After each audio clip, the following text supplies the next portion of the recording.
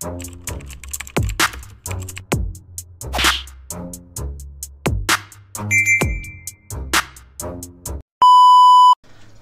what's up mga kumagayin, back ang inyong online judge. Walang iba kundi judge dyan. Okay guys, balik tayo. Tournament Atmos Insane Battles. Pangalawang battle na re-review natin sa Atmos 2. Ito na guys, katatapos lang natin yung Blazer versus Uncle Mac. Ngayon naman McCoy versus L-Boy. So si McCoy, nakilala natin si McCoy, Motus, diba? Nakikita natin yan, nakakausap natin yan. Si L-Boy, I think first time ko siya mapapanood, first time ko siya mapapakinggan. So, yun, hindi ko na rin patatagalin. Umpisa na natin to. It's a long way, no? May halos kompleto yung halos kompleto yung eliminations. I think yung laban lang ni Trudis, Atticus yung wala. Tapos sa tawag dito, sa second round naman, ang wala naman si Atticus, I think, kasi chinek ko na to eh. So, ayun, sa ngayon kompleto naman yung semis natin. So, excited ako sa tournament na to. So, ayun, bilisan na natin, McCoy vs L-Boy. So, game. 32 lives, pakinggan natin si McCoy. Game. Yo, freestyle muna. Patay gutom ka, Brad. Di ka pa bumabattle, gutom na agad. Yo, game! Si Triple Pride dapat kalaban ko dito. Pambihira ka, Vince. Pinalit mo si L-Boy, the fuck? Bisaya pa rin. Ba't mo ako binigyan ng pangit na kalaban? Alam mo naman pag ako ng this hard. Putang ina mo, L-Boy, kamukha mo si Blizzard, Motos Game. Gago. Tournament na ulit. Ano, Motos Game? Hard Motos Game. Tournament na ulit. Ako'y susubok na naman. Promise, gagalingan ko na. Ayoko na maging round 1 badang. Tapos tinapat sa rapper na may kaisa-isang laban. Tinalo ka dun ni Uncle Mac, ha? Ako din naman. Ang hirap mo sulatan, putang ina mo. Samantalang ikaw, kahit ano sabihin mo, laban sa akin, mag-iiyawan mga tao. Kasi McCoy na yan eh. Lugi ka pa? Sabihin mo lang tinanggal ako sa Motos, may malakas na maker ka na. L-Boy! Pwede ba yan i-rhyme sa Engkoy? Empoy, Egoy, at Sextoy? Speaking of Sextoy, yung misis mong pangit mahilig sa Sextoy. Sobrang boring mo daw kasi kasipin, di na daw siya sa'yo nag-enjoy. At ang itim mo pala talaga sa personal. Sa video kasi para ka naka-censored. Hoy kutis imburnal, di ka napuputi kahit yung kwarto nyo naka-aircon. Resemble si Chocolate mo kasukay ng gay porn. Gantong-ganto yung mga nangablot sa kubaw ng cellphone. L-Boy! Paparanas ko sa'yo yung L-Boy. Nilaban ka kay Mekoy. Ako ang magbibigay sa'yo ng L-Boy. Papaulanan kita ng punches, may kasama pang elbow. Puntiri ako yung head, Joe. Hanggang sa bumagsak ka, parang yung kaluluwa nag-let go. Tapos ito, unang harang sa akin sa torneo. Yung slot mo sayang, parang sinali nyo ng isa buhay si Serdeo. Kasi pang bonus round ka lang. Yan yung tingin ko sa'yo. Kung Blasero Devdember sana sa next round, tsaka na ako magseseryoso. Last! Wala talaga akong gigil na naramdaman sa'yo. Pasensya na kayo. Kung gusto nyo talaga makakita ng 100% na McCoy, mga orado, iboto nyo ako, pero joke lang. Hindi ako magpapaka-easy sa'yo. Hindi porket isa kang no-namer na MCD na kita paghahandaan, may 2 rounds pa ako. Okay. So, unahin natin sa nameplay ni McCoy, no? Sa L-Boy, Kengkoy, Sextoy. Basta yun, yung paglaro ni McCoy din sa Battle MC na name ng Battle MC na kalaban niya. Ano yun? Elbow. Ang dami niya laro doon, no? So, okay yun. Effective yun para sa akin. Pero medyo may nakukulangan ako sa overall performance ni McCoy eh. So, okay yung mga references na bring up niya or nasilip niya mga angulo para kay L-Boy. Sabi ko nga sa inyo, first time ko mapapanood si L-Boy, no? So yung references na ginamit ni McCoy is ang hindi pa ganoon kabigat, no? Kumbaga magaan pa, pero para sa akin epektibo kasi hindi ko pa naman napapanood yung tsaka wala rin naman masyadong references si McCoy sa mga past battles niya.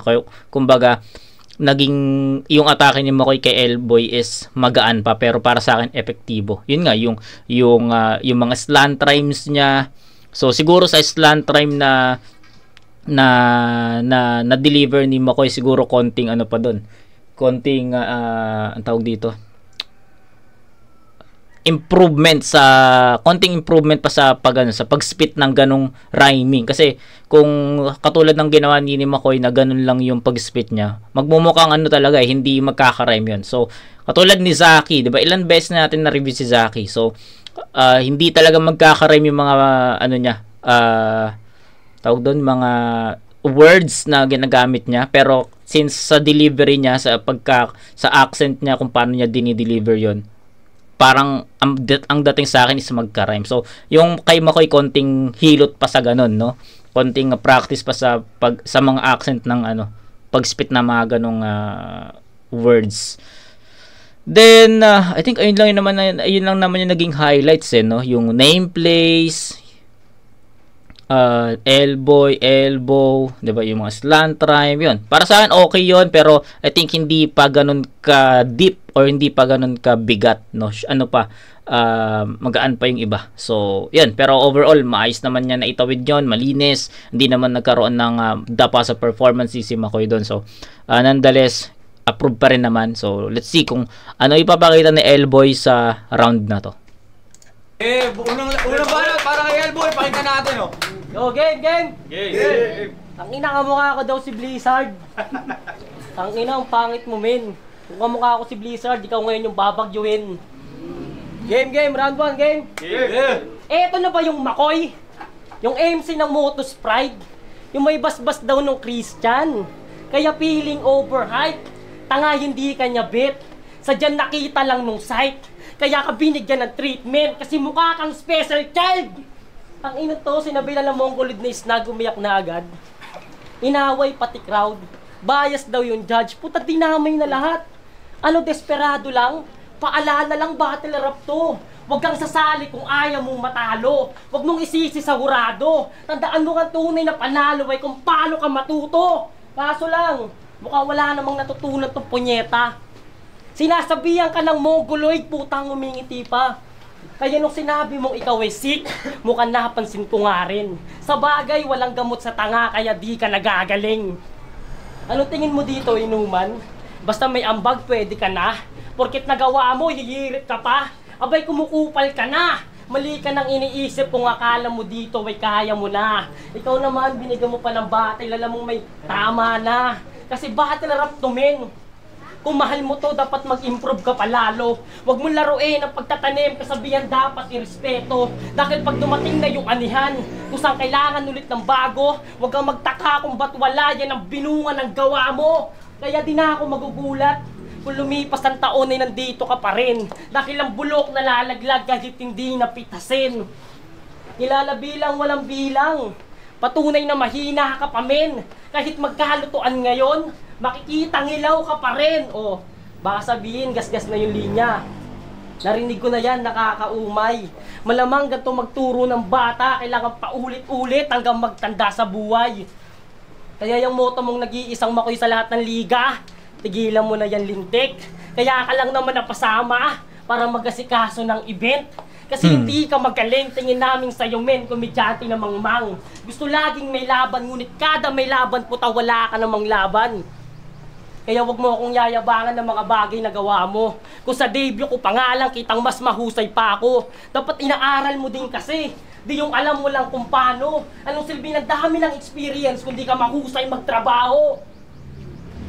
Kaya kung sumali ka para sa fame, magkaiba tayo ng aspeto. Ako sumali dito sa game dahil mahal ko tong ginagawa ko. Kaya round 1 pa lang, ramdam mo na kung paano kami nagtrato. Kung sa round 2 at round 3, ano pa kayang magagawa ko? Magagawa mo. Okay, so ito lang.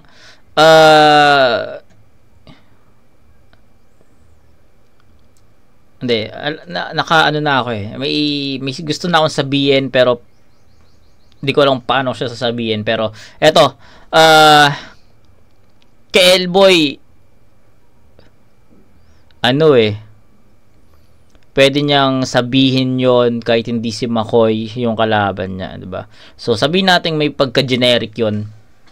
So sabihin natin palitan natin si McCoy diyan.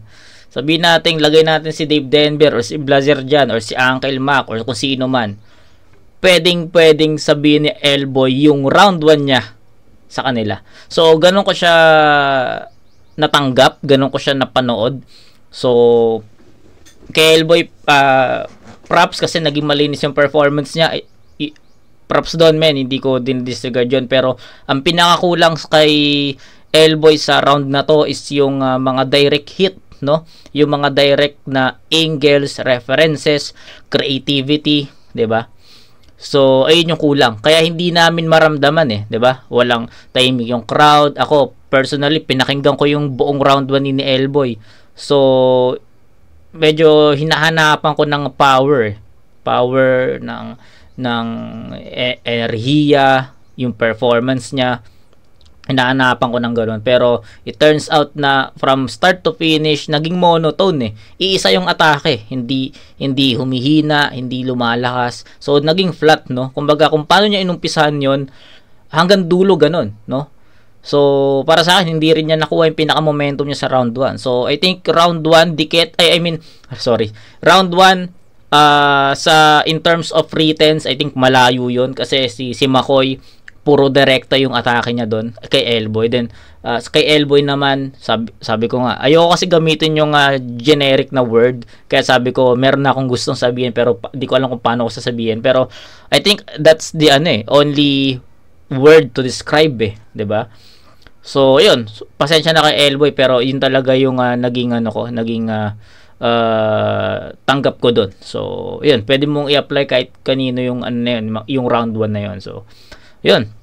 McCoy yung round 1 natin. Score natin to ng hindi siya nag-choke. Malinis naman yun. Pero, I think, sobrang monotone Sobrang flat talaga nun. Bigyan natin ng 8-7 na score in favor of McCoy. Kung linis ng performance, pwede nating itay yon. Pero sa content, sa returns, I think lamang si McCoy doon. So, McCoy, round 1. Kung sa round 2 at round 3, ano pa kayang magagawa ko? Magagawa mo, umuwi ka na. Boring ang puta. Hay! Ano yung special child? Yun. Baka special, bobo ang puta. Pag sinabing Baras Rizal, unang papasok sa isip nyo si Rapian. Wala nang ibang magaling bukod sa kanya. Ano, angal ka? Dave Denver? Dykes? Ikaw? Mga tanga! Hindi ako sa inyo kinakabahan. Kaya lang naman sila nananalo, paano mga tanga nakakalaban? Kaya ako lang naman tinanong tong battle para mapanood kung paano manyakin ni Dodong si Smoothie. Wala nang ibang rason. Kaya ikaw, kung naganda ka para sa laban na to, kasalanan mo na yon. Uy, gusto rin manalo ni Gago. Ulul, pumunta ako dito para manalo. At alam niyo yung feeling na hindi mo trip yung kalaban pero need mo magsulat? Tangina mo kasi pre, mukha kang burat. At alam niyo ba buong pangalan na ito? Alam niyo? Real talk to. Elboy Bayagkong. Tangina, may bayad sa pangalan, ang angas mo, chong. Ganito yung magbarso. Kahit saan ako pumunta, bitbit ko yung bayag ko. Nax, gangster na rapper. Kaya alam ko na kung ba't di ka pa pinapakasalan ng partner mo dahil sa apelido mo kasi habang buhay siya magsasaper. At naambaho ng apelido mo. Pre, seryoso, nakakaya ka maging kamag-anak. Buti pa sa akin, Alfonso. Maangas, tunog alak. Oh, alak, Alfonso. Sabi to, kapag tumama, may hilo ka ng konti. Isang shot lang, tulog ka. Pag pinalo ko sa yung bote, ako'y pasagulero. Papagtitripan lang to si Elboy. Baka nakakalimutan nyo yung makoy, tumutugma sa maoy. Sa lahat ng maoy, ako lang yung di umiinom, pinupulutan ko mga rapper. To sa harang ka, boy. Halos 3 taon kang walang battle. Ako, 6 years straight, walang pahinga. Kahit sino pinapalagan, brother. Kahit sino pa yan, ibaba, diba last year nakuha ko na una kong title. Kaya dito naman sa Insane, susubukan sumungkit ang isa pang kampyonato. Kaya tong hinain mo, Vince, tutustahin ko pa ng gusto kahit kulay na siya, champurado. Sunog ang aabote, mas malala pa sa Arson. Hindi ka rin magkakampyon, tol, na parang si Arson. At trivia lang, at last, 0 po, hindi pa ako nananalo dito sa Rizal. 0-4 yung standing ko dito. Tol, yung sumpa mo kung sa'yo na maihinto. Sige, ngayon natin i-testing yung pagiging agresibo mo. Tignan natin kung uubra to. Subukan mo kung bagabagay, tangina mo, ikakaskas ko sa pader yung mukha mo. Okay. So, para sa akin, mas malakas yung round 2 ni McCoy. Kasi, nakuha niya yung, dun pa lang sa umpisa ng niya, yung sa rebat, no? Ano yung special child, tapos umuwi ka na, anong gagawin mo? O di umuwi ka na. So, dun pa lang sa rebattles na yon, sa adlibs na yon, sa freestyle na yon, nakuha na kagad ni McCoy. Plus, dinugtungan niya pa ng pumunta lang ako dito para makita niya kung paano manya ni Dodong Saipa yung si Smooth G daw na di ko pa masyadong kilala yung Smooth G.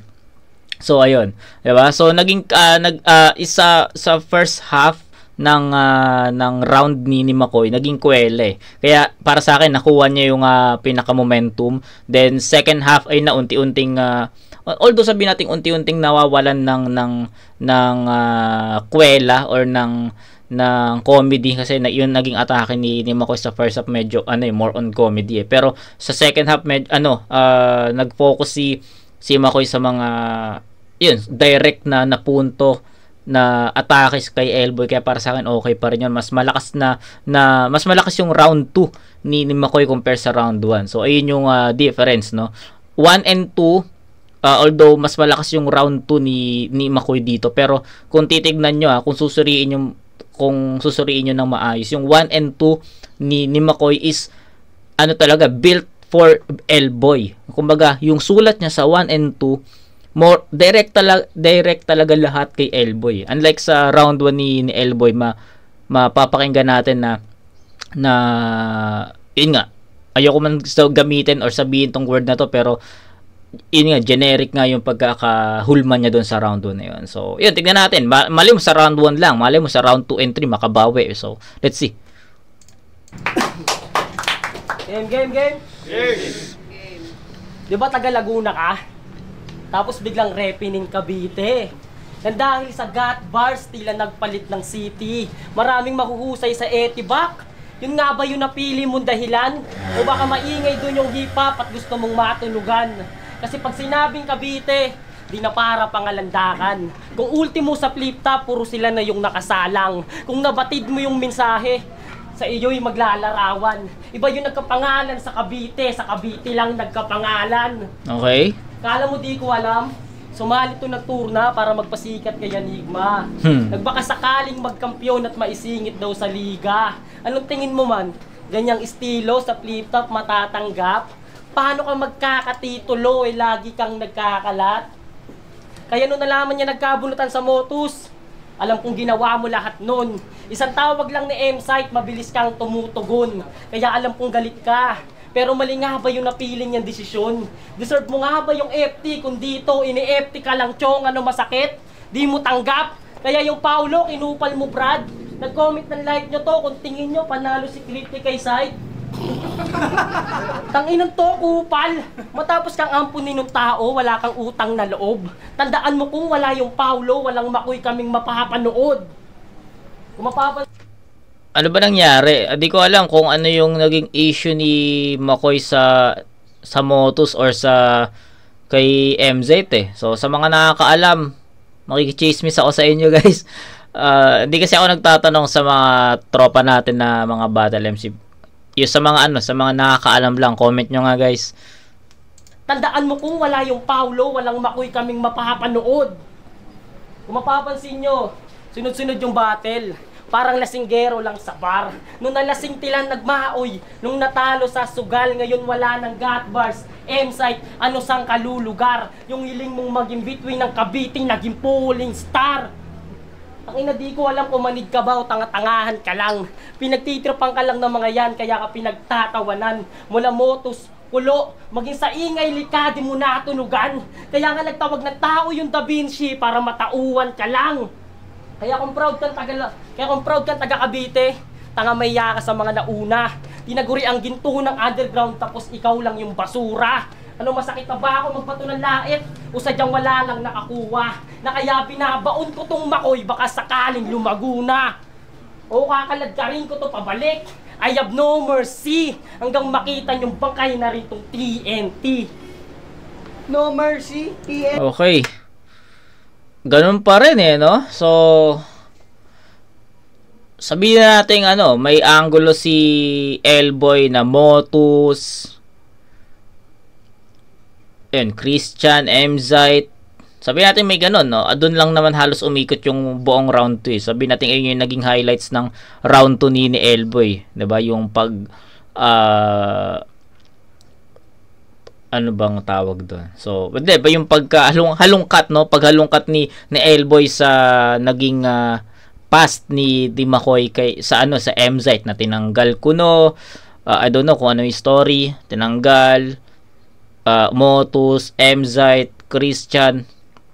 Let's say ganun nga yung angulo, pero still para sa akin magaan, hindi ganun ka direkta kasi marami namang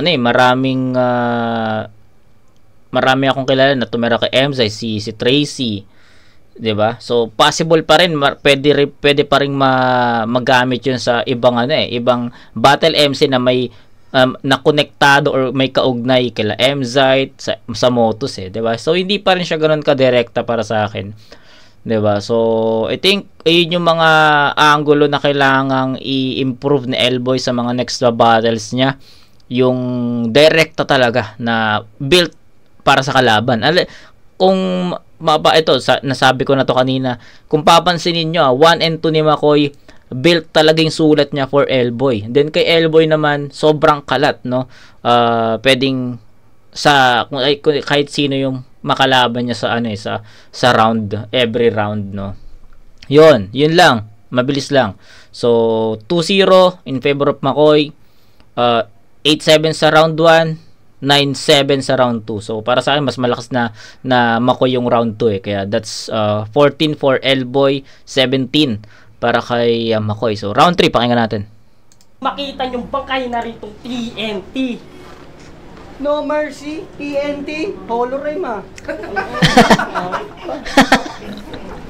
Wala pa sa flip top. Paano may mga repeater na bano? Kundi sila umuulit at doon pangalan ko. Ina mo ka. At Cavite, binyan na nga ako. Got bar sarado na, 1 year na mahigit. Di ka pa nakaka-move on? Okay nang ina mo ka, tanga ka. Laban nila ni Uncle Mac. Ulul ang pangit mo sa thumbnail. Buti in-upload pa yon. Mukha ka ng ba-blackmail. Pangit na nga si Uncle Mac, mas pangit ka pa. Ikaw nasa first place. Alam mo, need mo tol, magpa-change pace. Kasi nung ginagawa ka ng Diyos, sabog siya sa shook. Nakaligtaan ka niya, kaya shook, gago. Na-overcook. Akala ko nung una, niga ka. Tangina, ita pala. Hoy, baluga! Kamukha mo yung mga namamali mo sa jeep, walang duda. Pag di nyo to binigyan, puta ng dudura. Dugyot ang puta. Yung misis niya, may karga pa na bata, nadede pa. Akala ko gatas yung nasa bote, cobra pala. Gago. Perwisyo kayo kapag December. Perwisyo kayo kapag December. Panghihingi ng barya, ginawa nyo ng hassle. Pag wala daw barya, may naka-ready yan na Gcash number.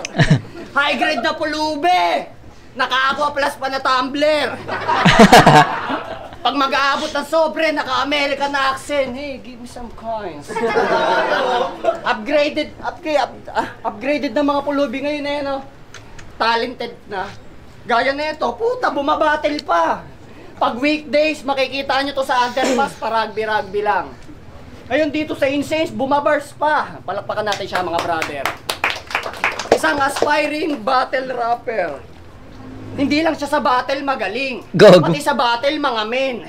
Isang singhot, isang 4 bars.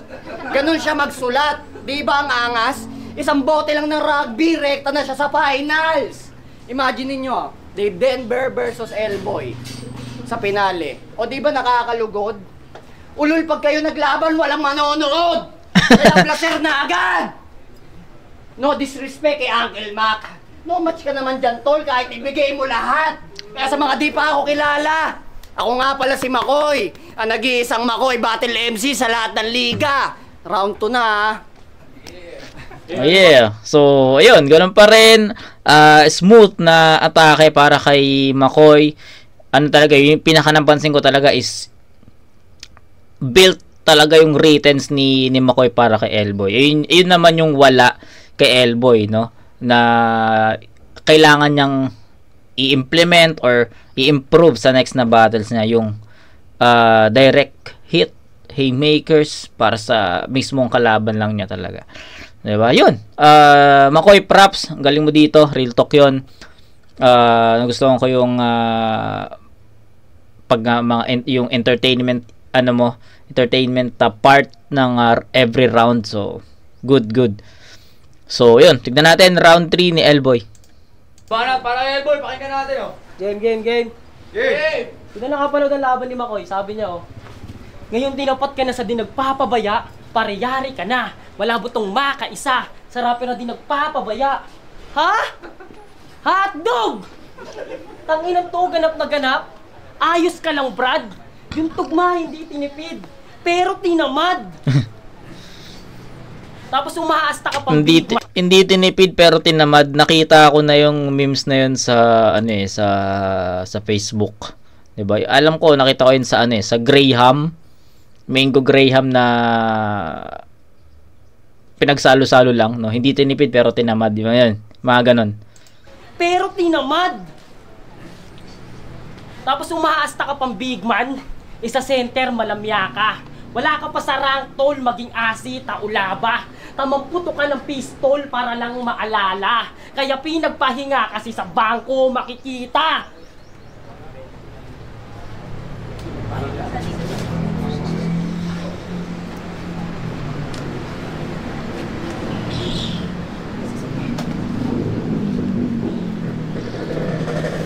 Pes pag ako na tumira, madadala ka. Pag nag-init, maaalarma. Kada take ko ng shot, nagliliyab pagkat nung granada. Di porket napadayo ka dito, ibig sabihin ay pandayo ka na din. Marami ka pang dapat na aralin kung gusto mong humasa at gumaling. Kaya nung sinabi kong granada, dapat alam mo na yung tikas kumamen. Kinumpara yung laro kay Gary Digan kung magpakitang gilas to sa game. Ganun sumulat. Di yung, kaya paano ko matatalo nitong batang tundo? Kung kaharap mo na ngayon, nag-iisang Makoy ng mundo. Nag-iisang Makoy ng mundo? Pucha, ang bigat ng brother. Kakaganyan mo, kaya convincing kaming wala kang ghostwriter. Sabi niya pa, likas lang sa akin maging komedyante parang si Kuya Jose. Kaya kung usapang jokes lang, umuwi ka na lang pre. Dong umayos ka. Huwag kang tanga. Bago ka magpaka-Jose, tiyakin mo muna kung manalo ka. Sabi na eh. Bago ka magpaka-Jose, tiyakin mo muna kung manalo ka. Pero seryoso, bakit ba ang ilig-ilig mo mandamay, Abno? Mamimersonal kapag sa personal walang tira sa laro. Malalait ng asawa, anak, buta creative na ba yun? O baka di mo lang kaya yung kaharap kaya sa iba mo tinoon, ano? Pag di kaya sa sulat, mananakit ng damdamin. Para mabuo yung verso kung ano-anong sinasalin. Palibasa wala kang skills, kaya di mo kayang sumabay sa akin. Dahil kung usapang technical, pau lang yung kaya mong gawin. Kaya bilang parusa, ikapos sa poste sabay kuha ng batuta. Ang hampasin hanggang tumulo yung dugo sa lupa. Tapos ibiti ng patiwarik hanggang mapagtanto mo repa. Ngayon binaliktad na kita alam mo na kung anong resulta. Tandaan mong walang saysay ang mga labang inambag mo sa kultura. Kung sa sining ng paggamit na hindi mo nga makuha. Kaya umpisa pa lang dapat alam mo nang mag-a-advance sa turna. Dahil kung usapang letra M, alam mong ang mangunguna. Ito magpakita ng apoy. Ngayon ano pakiramdam? Muli kang nagka-L, boy, tapos ako ang dahilan. Magiging tayo, magsalaman na yun, oh. Okay. Wait lang. Resentment to. Okay. Yun. Isa yung naging story ng battle. Si McCoy, pataas yung energy niya, 1, 2, and 3. Si Elboy naman, iisa yung naging atake niya, monotone nga. Monotone nga yung sabi ko sa inyo, 'di ba? Kung ano yung ano yung pinakita niyang round 1 hanggang round 3 ganun. Kasi sa round 3 nagkaroon ng problema, nag-choke siya doon eh. So I think mas mababa yung round 3 na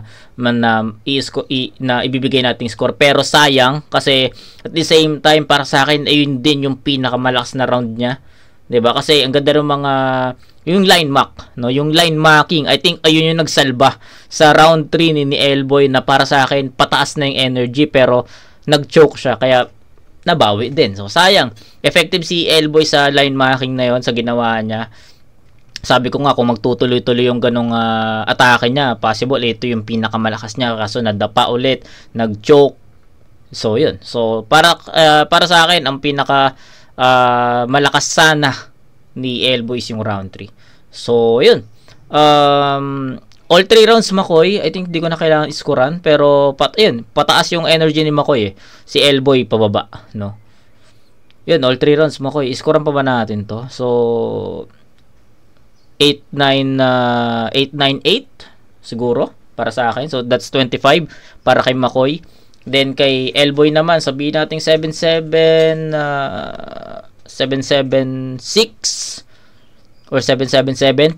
Pwede natin i-consider na 777 yun. So 21. So 25 to 21. Pwedeng ganun. Pero malaga dyan all 3 rounds. Nakita natin yung difference ng dalawang MC. So yun. McCoy, all 3 rounds. Oh! Andito sa J-Riz Green Malates Inc. At yun, ang boto ng Urado 3-0, advancing sa tournament. Magingay tayo lahat para kay McCoy. Catholic Salita Rap. Kelboy, Carol Sector C, Tropang West Point, Batang Aluran, Kapitulo, Ingili, Catholic Salita Rapture, Pulo, FRVL, Lola Sisling, Cornebus, Titi Leo, Lapit, BJ, Brian, Ashley Banyas, SK ng De La Paz Binyan, walang motos Nico, Eliud, Jansen, Benny, Coxid, Jobins, Barber's Lunch, Tau Buddy, Eric Reyes, Boss B, Erwil, Atian, Gabo, Kenneth Chavez, Paumanyeba, JC, at shoutout sa Chill Spot, sarap ng dinakdakan.